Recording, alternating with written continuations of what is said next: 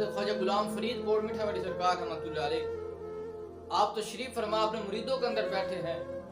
एक हिंदू औरत आई, वो बर्तन में पकौड़े लेकर आती है और अर्ज की हजूर ये पकौड़े मैंने अपने बच्चों के लिए बनाए हैं, लेकिन मैं अपने बच्चों को उस वक्त तक नहीं दूंगी जब तक आप इन पकौड़ों को तनावल नहीं फरमा देते। जब आप इन पकौड़ों को खा नहीं रहते उस वक्त तक मैं अपने बच्चों को नहीं दूंगी।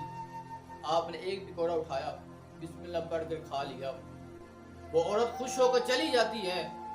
वो मुरीद जिसने आपको सुबह सैरी कराई थी वो अर्ज करता है कि हजूर शायद आप भूल गए हैं कि आपका रोज़ा था।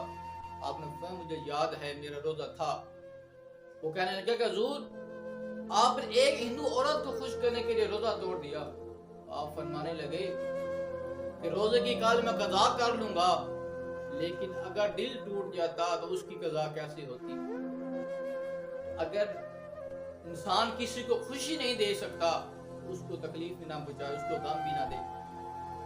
मेरे आका करीम अलैहिस्सलाम ने इरशाद फरमाया, अगर किसी मोमिन को एक पल के लिए खुशी देते हो, उसको रात पहुंचाई है, उसके दिल में खुशी को दाखिल किया है तुमने, तो फरमाया कि 60 साल नफल पढ़ने से ज़्यादा सवाब अल्लाह ताला अता फरमाएगा।